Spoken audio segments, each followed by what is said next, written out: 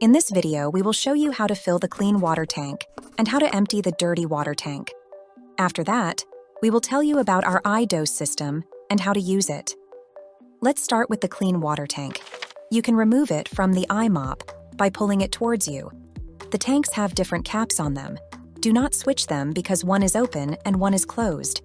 If switched, the i-mop won't have vacuum power and will not work properly.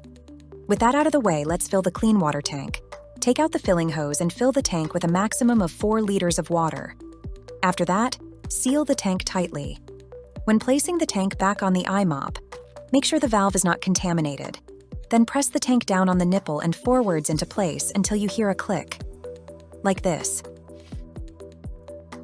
Our i-dose system ensures you always use the right amount of cleaning detergent and use the best detergent for the job at hand.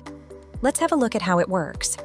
Take your desired i-dose pod, open the i-dose injector, and place it like this. Close the top until you hear a click.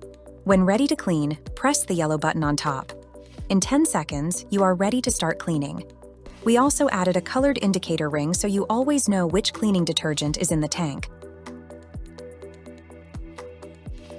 When you are done cleaning, it's time to empty the dirty water tank. When it's empty, add a bit of water and shake it gently. Then empty it again. Then push the top of the tank into place until you hear a click. Your i-mop is now ready for its next use.